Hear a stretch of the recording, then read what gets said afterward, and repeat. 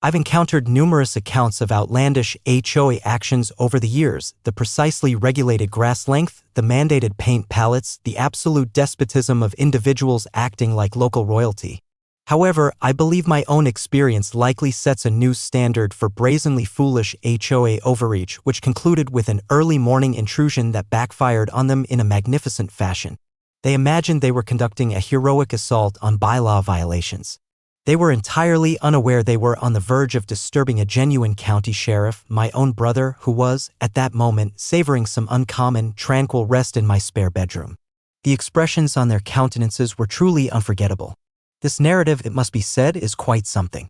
The situation began, as such scenarios frequently do, with a void in leadership and an unsuitable individual eagerly seizing the opportunity.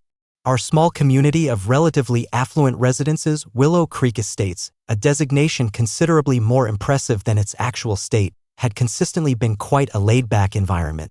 The HOA's primary functions were overseeing the shared swimming pool and preventing anyone from choosing, say, a fluorescent pink for their house exterior. Then Beatrice B. Maxwell was voted in as president. B was an individual who evidently regarded her rise to the HOA presidency as something comparable to being crowned. Likely in her late 50s, she sported a coiffure of remarkably static blonde hair, favored leopard print outfits that suggested a budget-friendly jungle expedition, and maintained a constantly pinched look, as though perpetually detecting an offensive odor. I often surmised this odor was simply residents finding happiness without her direct approval.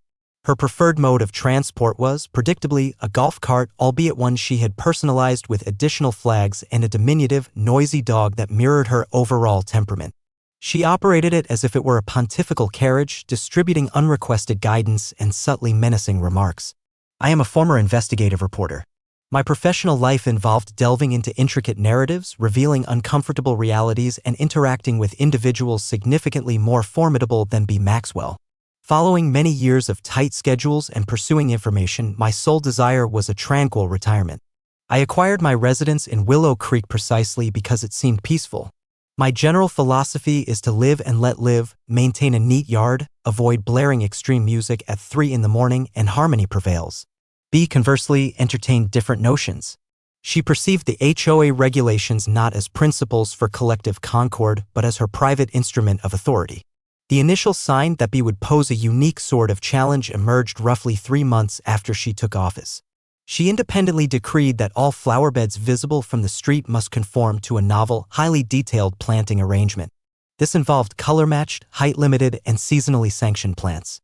My small area of bright, albeit somewhat untamed, wildflowers was evidently an insult to her ideal of suburban flawlessness. I was issued a terse, error-filled notification accompanied by indistinct pictures of my problematic marigolds. I attempted to discuss the matter rationally with her. I indicated that the current bylaws made no mention of particular plant varieties, stipulating only that flower beds should be kept tidy. B merely sniffed, her gaze constricting. Mr. Henderson, she had stated, her tone saturated with disdain, rules serve as a guide for the intelligent and a mandate for the simple-minded. I am simply leading us all toward an elevated level of visual attractiveness. The outright nerve was nearly remarkable. This was merely the beginning. Naturally, B soon established what she pompously termed the Community Standards Adherence Committee, which the more defiant inhabitants quickly dubbed BA's Bulldogs, or more frequently, the HOA Cops. This group comprised B, her constantly agitated vice president, Gerald, who appeared as though he would prefer to be anywhere but there, and 2 additional sycophants who evidently relished the minor bits of authority B tossed in their direction. They would make rounds in the neighborhood, clipboards at the ready, distributing citations for offenses as minor as a trash bin remaining out an hour past the allowed time or a garden hose that wasn't flawlessly wound. My sibling, Mark, a pragmatic county sheriff with 2 decades of experience, was residing with me then. His own home was in the midst of significant remodeling, and my guest bedroom offered a much-needed sanctuary. He had heard my accounts of BEA's increasing despotism with a blend of humor and an expert scorn. "Sounds like she requires a pastime," he had muttered one evening when I presented him with a notification asserting my porch light failed to meet ambient luminescence standards. I had verified this, no such regulation was in place. Or, he appended with a wry smile, a substantial dose of reality. We were unaware at the time that he would be the one to provide it. The amusing aspect is that B was aware Mark was a sheriff. She had made it a priority to greet him to the vicinity with a container of somewhat old muffins and a discourse on the rules for guest parking. She likely believed that the presence of a law enforcement official within her area of control somehow legitimized her own exaggerated sense of power.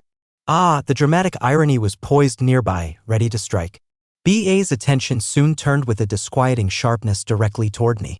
I surmised my composed, rational counter-arguments to her early ludicrous requirements had wounded her pride. I avoided aggression, yet I stood my ground.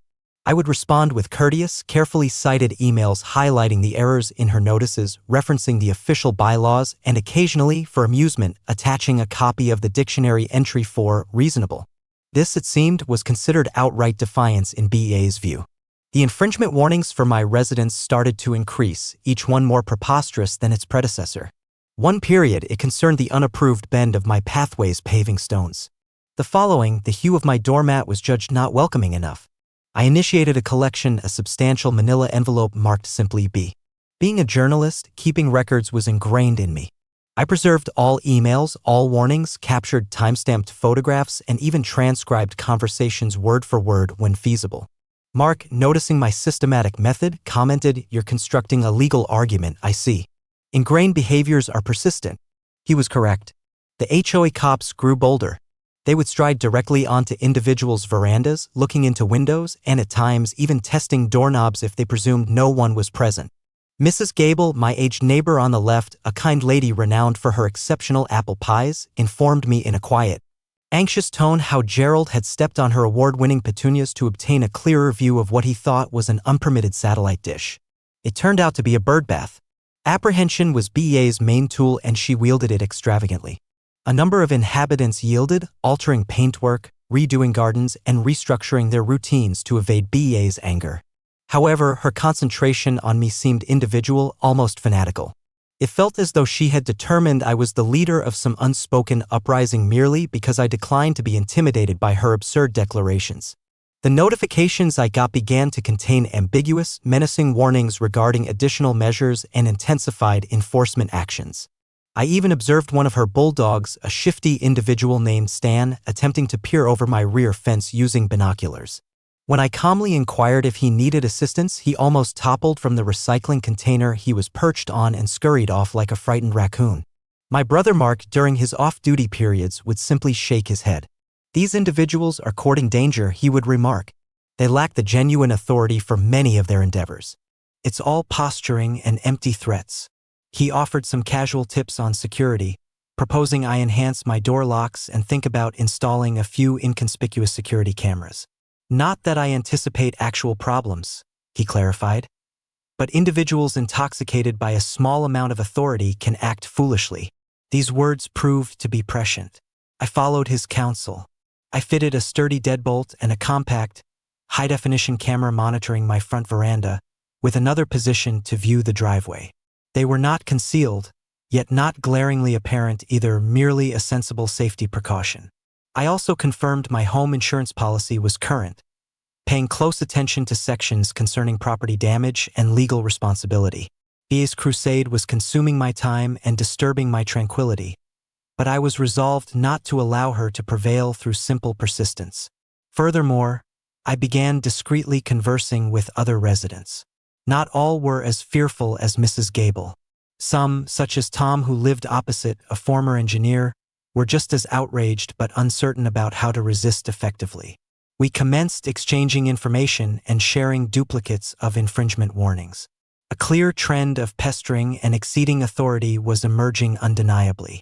Tom had been penalized because his basketball hoop, a fixture for a decade, was abruptly classified as visually jarring. The critical juncture arrived with a new emergency rule, which be communicated through a shoddily duplicated leaflet placed in our mailboxes.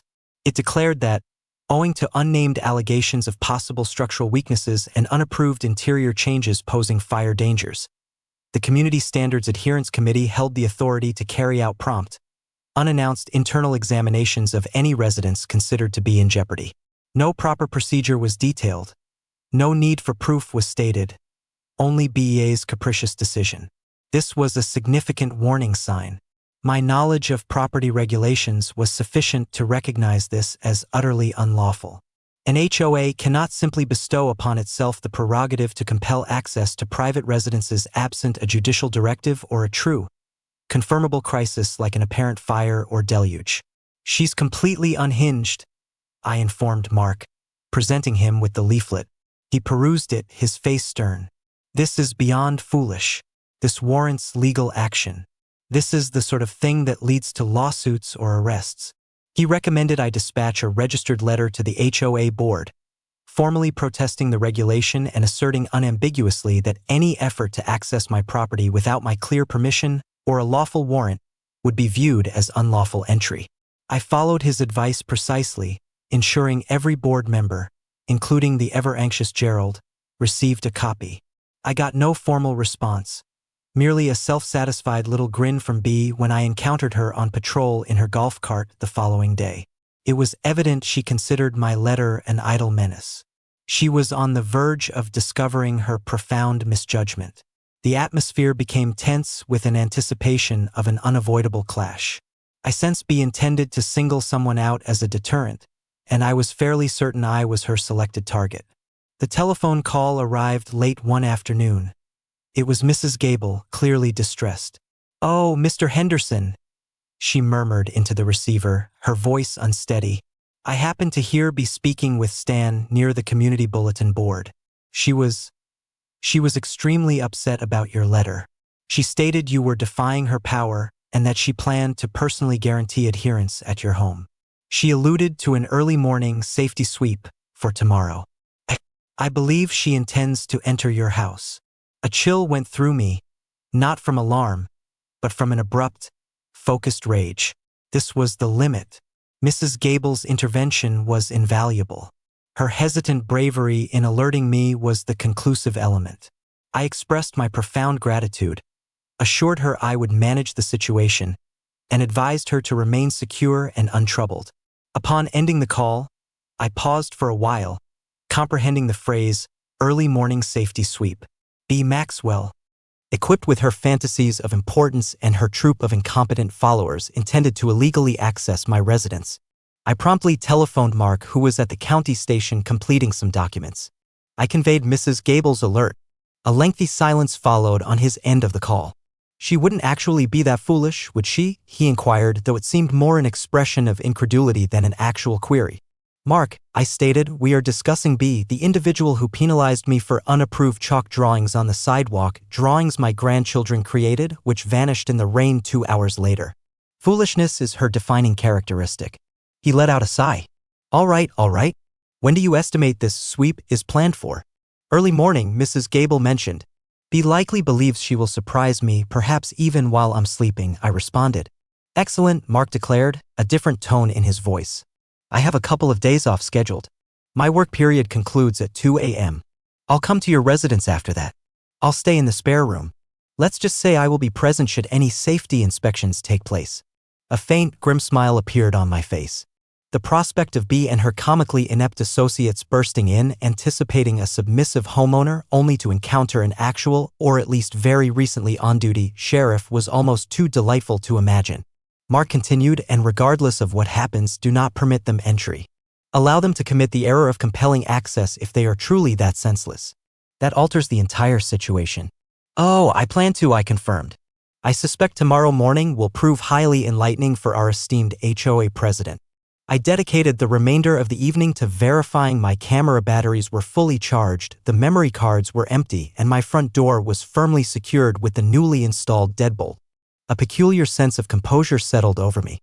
B was on the verge of blundering into a predicament of her own creation, and I was thoroughly prepared to trigger it. The night was still, perhaps too still. Mark showed up around 2:30 a.m., appearing fatigued yet alert. He had changed into casual attire, but his badge and service weapon were, as usual, safely stowed in his travel bag. "Anything?" he inquired, his voice hushed. "Not a sound," I answered. "They will likely attempt it near first light. For maximum psychological effect, they suppose." We shared a swift, subdued cup of coffee. He instructed me, "Listen, if they rap on the door, you respond. Be courteous. Be resolute. Inform them they are not permitted entry without a warrant. Document everything. If they endeavor to compel their way inside, do not offer physical opposition. Simply call out for me loudly. I will take charge from that point." He then proceeded upstairs to the guest room which overlooked the front of the residence. I remained on the ground floor, ostensibly perusing a book, though every sense was heightened. The digital timepiece on the mantel seemed to advance with excruciating leisure. 4 a.m., 4:30 a.m., 5 a.m. The heavens outside started to transition from deep black to a dark, early morning gray. And then I detected it, the sound of tires on the gravel of my drive. Too substantial for a typical vehicle, more akin to BA's ridiculous golf cart attempting and failing its stealth. Following that, quiet, secretive whispers. My pulse quickened. It was time. I quietly shifted to the living room window, peering through a small opening in the blinds. There they were, B, of course, appearing like an economical secret agent in a dark overcoat worn over her leopard-patterned sleepwear, an excessively large torch in her grasp. Accompanying her were Gerald, appearing even more wretched than typically, and Stan, the conniver, who was shifting restlessly. A fourth individual, whom I did not know, perhaps a recent addition to their group of fools, lingered behind. They advanced up my path like a gang of extremely unskilled intruders. B made a theatrical motion toward my front entrance. I was aware my veranda camera was recording everything in sharp high definition. They halted at the door. I could discern indistinct whispers. Then a forceful rap, not a civil knock, but an imperious, insistent call. I drew a deep breath, activated the audio recording feature on my mobile phone, and proceeded to the door. I flicked on the veranda light as I neared, temporarily blinding them. "Well, good morning, B," I stated, my tone intentionally composed and steady. "To what may I attribute the honor of this early morning call?" B, momentarily taken aback by the illumination and my calm deportment, rapidly regained her aggressive stance. "Mr. Henderson, we are present to perform a required safety check in accordance with the emergency order," she declared, brandishing her absurd leaflet as though it were a monarch's proclamation. Stan and Gerald stood on either side of her, attempting to appear menacing and utterly failing. "Ah, yes, the emergency order," I remarked, resting against the door jamb. "The very one concerning which I sent you a letter detailing its complete absence of lawful basis. The one that purports to allow you to simply force your way into people's residences." "I believe not, B." Her expression grew taut. "We possess information regarding substantial safety risks, structural weakness, possible breaches of fire regulations," Gerald interjected feebly. "It is for your personal benefit, Mr. Henderson." "Is that so, Gerald?" I questioned, arching an eyebrow. "What particular risk are we discussing? Because, unless my dwelling is presently ablaze or clearly falling apart, you possess no authority to come inside without my consent or a legal document. And I can guarantee you I am not granting you consent." BA's eyes constricted. "We do not require your consent. The HOA regulations provide us with the power," she hissed, once more thrusting a finger toward the leaflet. "This paper accords us the privilege of access in critical circumstances." "And what, pray tell, is the particular, visible crisis at this moment, B?" I inquired, my tone remaining even. "Because all I observe is you and your group unlawfully present on my land before daylight." Stan, encouraged by BA's hostility, advanced. "We have grounds to suspect you have performed unapproved electrical alterations." "We must inspect your electrical system," he uttered in a high-pitched voice, attempting to sound formidable. This was quite amusing, as I had not altered the wiring since the house's construction. "Grounds to suspect?" I retorted with contempt. "Founded on what?" "Your active fantasy, Stan." B had evidently reached her limit with my resistance. Her face was red and her voice escalated to a piercing tone. "This is sufficient. We are entering, Mr. Henderson. Either you unlock this door or we shall obtain access ourselves. We possess a universal key for emergency situations." Now, that was a curious and entirely untrue assertion. No such HOA universal keys existed for our separate dwellings. She was either feigning or, more alarmingly, genuinely planning to attempt to overcome the lock. This was the juncture at which they were intensifying their actions. "B," I declared, my tone becoming firmer, "I am informing you for the final time. You are not coming into my residence. If you try to compel access, I will regard it as forcible entry and I will contact the authorities." B emitted a brief, scornful chuckle. "You believe we fear the police? We hold the authority in this place, Mr. Henderson. We are guaranteeing the community's well-being." She then addressed the unknown fourth man, a stout individual I had not particularly noted until that moment. "Very well, Gary." "The lock." Gary, who appeared as though he might genuinely possess the skill to pick a lock or compel a door open, brought out a compact set of tools. My stomach tightened somewhat. This was proceeding further than I had expected they would venture. They were truly intending to try and force their way in. As Gary manipulated the lock, creating metallic grating noises, I elevated my voice, distinct and audible. "Mark, you might wish to descend. We have some unwelcome visitors endeavoring to break in." For a brief instant, silence ensued. B grinned, evidently presuming I was feigning, appealing to some non-existent guardian. Then came the distinct sound of weighty footfalls descending the staircase. The front entrance, a substantial oak structure, abruptly vibrated as Gary applied greater effort.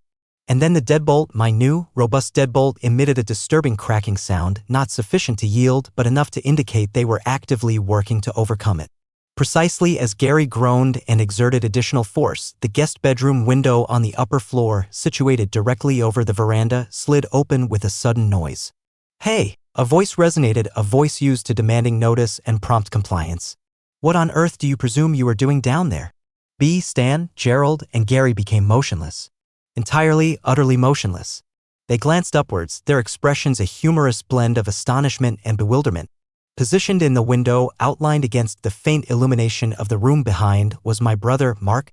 He wore a t-shirt and pajama trousers, his hair tousled from slumber.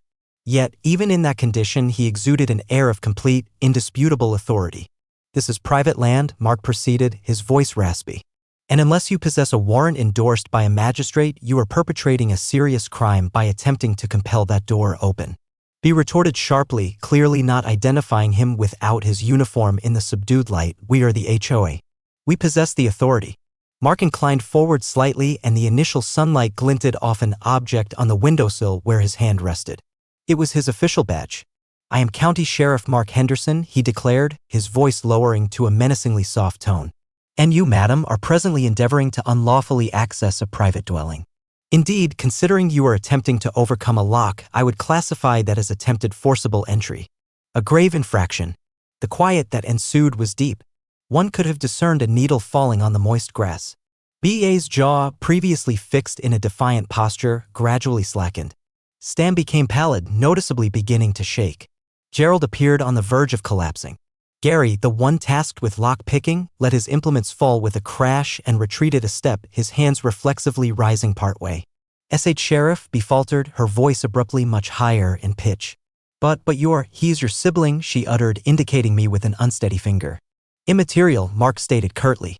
"At this moment, I am an off-duty peace officer observing a possible offense unfolding. Multiple offenses, actually. Unlawful entry, attempted forcible access, intimidation. A considerable catalog you are accumulating before your morning meal, madam."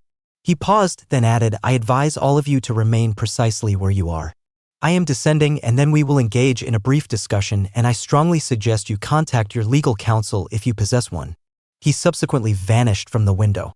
The four individuals on my veranda exchanged glances, sheer, unmitigated terror appearing on their faces. B.A.'s meticulously built realm of minor despotism was clearly collapsing around her.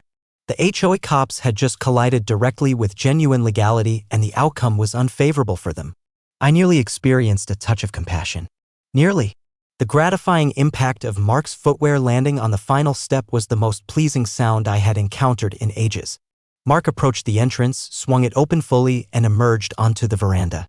He remained in his nightclothes, yet he had affixed his badge to his t-shirt. The outcome was unexpectedly formidable. He examined the group of four intruders, his look pausing on B. "Very well," he stated, his tone composed but imbued with the clear burden of command. "Let us begin with identities and the reason you believed it prudent to attempt an intrusion into my brother's residence at 5 o'clock in the morning."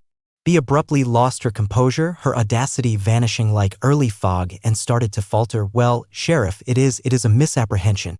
We are the HOA. We possessed an emergency order. Safety issues." "Madam," Mark cut in, his voice forbearing yet resolute. "I have seen your order. It is worthless. From a legal standpoint, it provides you with no power to compel access to any individual's dwelling. Absolutely none. What you were just engaged in is termed attempted breaking and entering in this jurisdiction, along with other offenses." Gerald commenced to breathe rapidly and shallowly. Stan appeared as though he might become physically sick.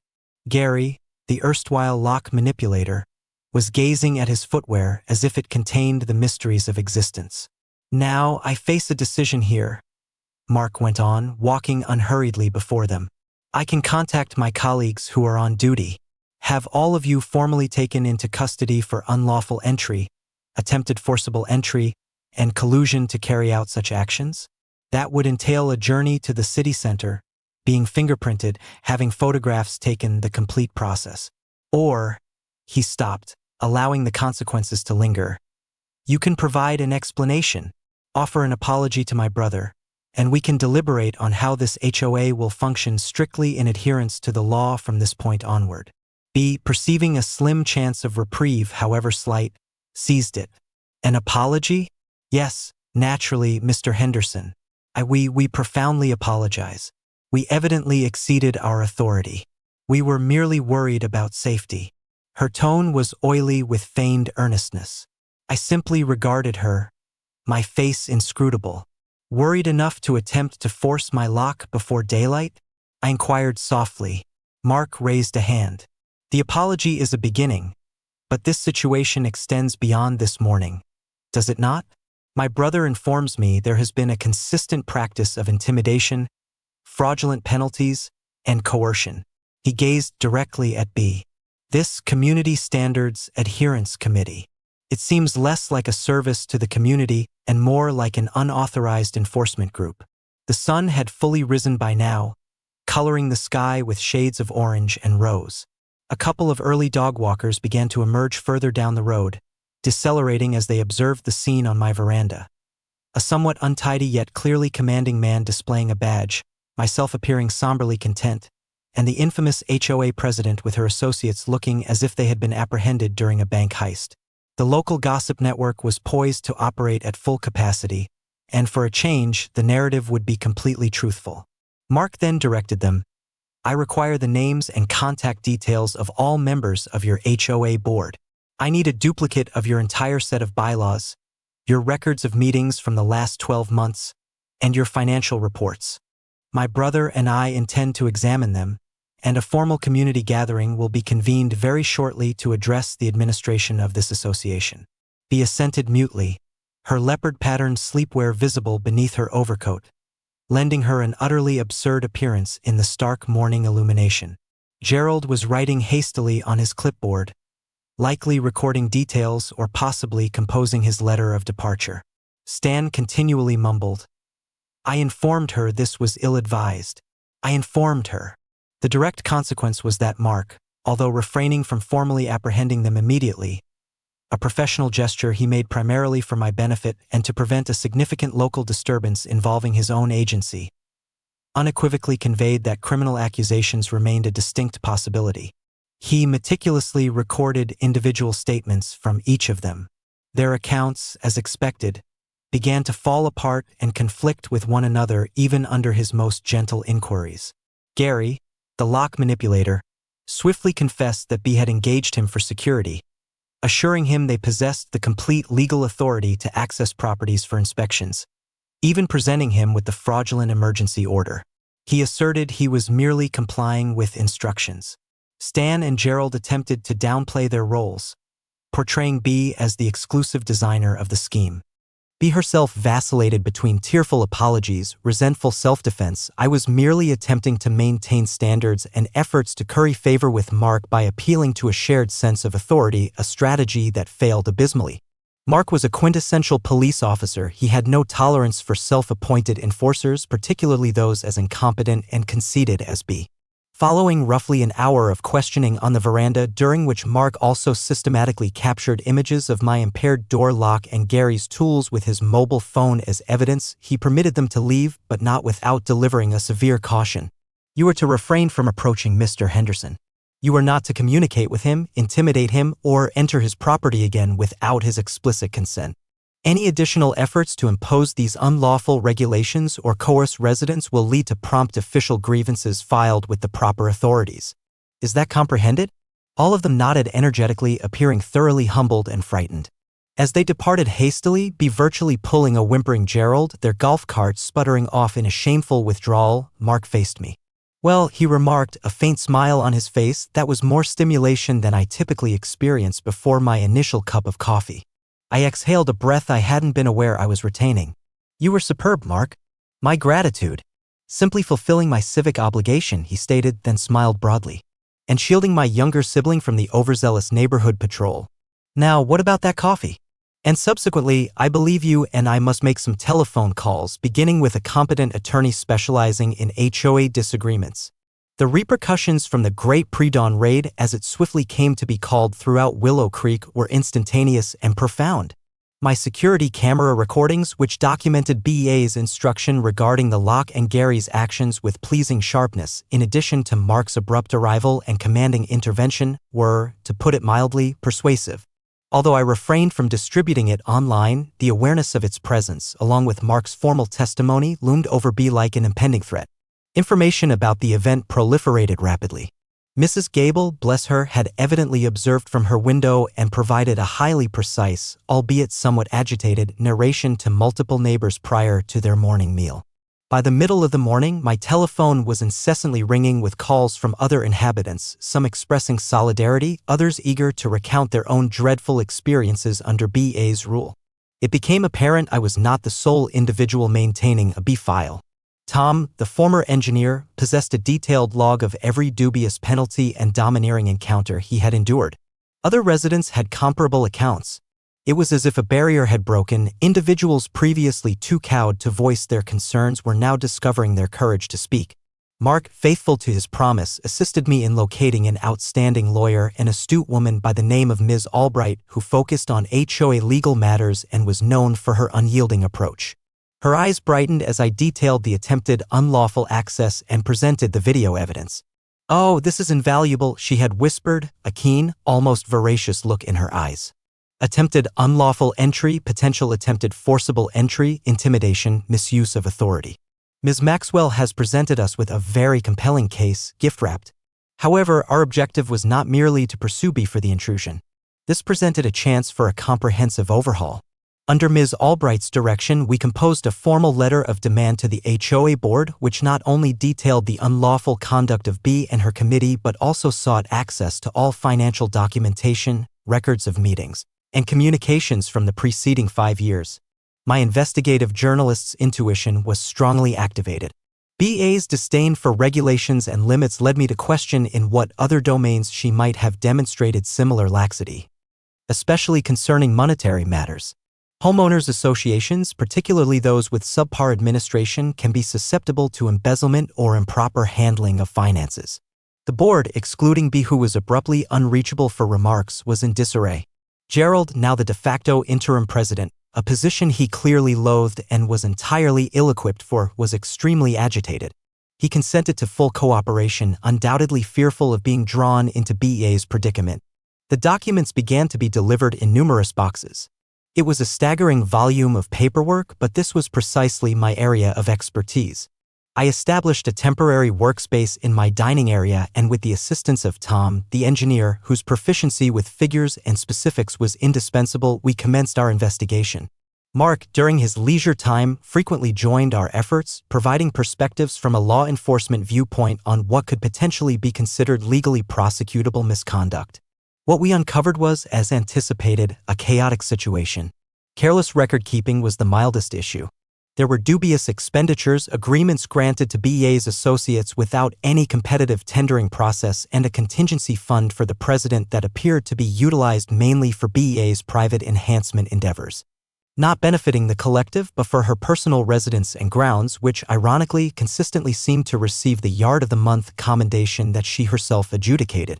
Numerous cases of preferential treatment were also evident, where BA's acquaintances were excused from clear breaches of bylaws while others were pursued without mercy. The emergency order for inspections, it transpired, B had composed it independently after viewing a late-evening television program concerning disreputable builders without any legal scrutiny or a vote from the board. It was an unadulterated seizure of power. The definitive proof, nonetheless, originated from an unforeseen quarter. Another board member, a reserved woman named Carol who had consistently been eclipsed by B, contacted me privately. She had felt apprehensive about BA's tactics for a considerable period but had been too fearful to express her concerns. The early morning intrusion incident was the ultimate trigger for her. She supplied us with duplicates of electronic messages wherein B explicitly directed the HOA Cops to focus on particular residents she held a dislike for, myself included, and to identify any pretext, however minor, for issuing a citation. There was even a sequence of emails deliberating on how to employ penalties and legal menaces to compel troublesome inhabitants to relocate. This was not mere ineptitude or excessive enthusiasm, this was a calculated, organized effort of intimidation. Ms. Albright was overjoyed. This falls into the realm of malicious legal action, she stated, rubbing her palms together. Combined with the financial discrepancies and the attempted unlawful entry, we possess sufficient grounds not only to remove Ms. Maxwell but also to potentially seek monetary compensation through civil action and submit matters for criminal inquiry. All the elements were aligning. B. Maxwell's period of misrule was swiftly approaching its conclusion, and it promised to be a highly visible and comprehensive deconstruction. The climactic event was scheduled for a specially arranged emergency HOA gathering. The communal venue, typically only sparsely attended for standard meetings, was filled to capacity. News had circulated that this would be the decisive confrontation. B was present, appearing pallid yet rebellious, accompanied by a rather costly-looking attorney who seemed to exude unease, probably because he was aware he faced an unwinnable situation. Gerald, in his capacity as temporary president, presided over the meeting, his voice unsteady as he announced the agenda item, review of recent events and behavior of President Maxwell. Ms. Albright and I were seated at a table at the forefront, equipped with folders of proof, a projector, and a sizable screen. Mark was among the attendees. A silent yet formidable figure, present as an inhabitant and an observer. The ambience was charged. Ms. Albright commenced by calmly and systematically presenting the legal argument against BEA's conduct, beginning with the attempted illegal access. She displayed a brief, incriminating segment from my security recording, BEA's arrogant directive, Gary's effort with the lock, Mark's sudden arrival. Audible reactions spread through the assembly. BEA's attorney raised a feeble objection, referencing privacy, but Ms. Albright coolly noted that the recording was made on my private land documenting an unlawful action and was thus permissible. I then took the floor. I guided the residents through the history of intimidation, the fraudulent penalties, and the biased enforcement, utilizing anonymized instances from other inhabitants with their consent naturally. To demonstrate this was not solely about my experience. I displayed Carol's emails, projecting them for all to see, revealing BEA's direct orders to go after homeowners. More muttering ensued, this time with greater anger. Lastly, Tom and I offered a synopsis of the financial discrepancies, the dubious agreements, the president's discretionary fund exploited for personal benefit, and the utter absence of openness in financial dealings. We exhibited invoices for community landscaping that clearly corresponded to work performed solely at BEA's residence. We emphasized thousands of dollars in consultancy payments to a firm owned by BEA's nephew for services that were either never provided or were exorbitantly priced. B tried to defend herself. Her lawyer spoke bombastically about misinterpretations, statements taken out of their original context, and fervent leadership. B herself addressed the assembly, her voice heavy with feeling, attempting to cast herself as an unappreciated innovator, a target of a vendetta orchestrated by unthankful residents who failed to acknowledge all I've done for this community. It was a prime example of self-commiseration and evasion. However, no one was convinced. The proof was too stark, too conclusive. When she asserted the financial problems were merely administrative mistakes, Tom, the former engineer with an accountant's meticulousness, calmly refuted her justifications one after another, indicating particular account entries and falsified signatures on payment orders. The pivotal moment occurred when Mrs. Gable, mustering all her bravery, rose. Her voice quivered, yet her words were distinct. "Mrs. Maxwell," she stated, "you filled me with dread. You made me fearful of taking pleasure in my own yard. You trampled my flowers. That is not guidance, that is oppression." A surge of applause filled the room. Other residents then started to share their own accounts of BEA's minor despotisms and exploitations. It served as a collective release for the entire community. The vote declaring no confidence was nearly unanimous. B was divested of her presidency and her seat on the board, effective right away. Her attorney swiftly escorted her from the room amid a cacophony of jeers and demands for responsibility. Gerald, appearing greatly eased, immediately submitted his resignation as temporary president and board member, asserting he desired no further involvement. In the turmoil that followed, a proposal was put forth to disband the existing board and choose an interim one to guide the HOA toward improvement and to collaborate fully with any legal inquiries. Unexpectedly, and with some hesitation, I was nominated and chosen for that interim board alongside Tom and Carol. My journalistic instinct for identifying problems had guided me directly to the center of resolving this one. Ms. Albright affirmed she would persist in advocating for the HOA's interests in seeking civil restitution from B for the improperly used finances and would submit the proof of possible criminal acts, specifically the financial deceit and the plot to intimidate, to the office of the district attorney. Mark, watching from the periphery, gave me an encouraging gesture. The subsequent months were demanding. The interim board, with assistance from Ms. Albright and a specialist in financial investigations, unraveled BEA's convoluted financial affairs. We managed to retrieve a substantial amount of the embezzled money through legal agreements. B, confronted with escalating legal costs and public humiliation, sold her residence at what I understood to be a significant financial detriment and departed from Willow Creek Estates, her leopard print golf cart following her moving vehicle like a last, sorrowful embellishment. The Community Standards Adherence Committee was officially dissolved, its absurd mandates nullified. We revised portions of the bylaws to guarantee openness, responsibility, and to drastically curtail the capacity of any subsequent board to exceed its authority. Fresh elections were conducted, and a pragmatic, civic-minded assembly of inhabitants assumed leadership.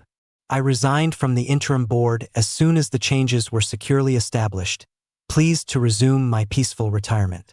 The district attorney's office eventually did file charges against B for misappropriation of funds, which concluded with a plea agreement, substantial penalties, and a prolonged period of probation. Justice, in its unhurried, systematic fashion, was administered. Willow Creek Estates is a transformed community now. The stifling environment has vanished, superseded by a spirit of fellowship and reciprocal esteem. Residents are cultivating their preferred plants in their flower beds. Garden hoses are wound with relaxed imprecision, and the only patrols consist of neighbors enjoying a congenial walk. My veranda light adheres to my personal ambient luminescent standards, and my doormat possesses just the appropriate welcoming hue. Mark's home improvements were completed long ago, but he continues to visit for coffee, and we occasionally chuckle about the great pre-dawn raid. He invariably states it was the most gratifying apprehension he never formally executed. The primary insight from this entire ordeal concerns authority. Even the minimal, seemingly trivial authority of an HOA presidency can lead to corruption if not monitored. However, when everyday individuals, equipped with evidence, resolve, and perhaps a conveniently present sheriff sibling, choose to resist, even the most established local despot can be overthrown. It simply demonstrates that one should never misjudge a tranquil retiree with a talent for inquiry and a very compelling motive to retaliate.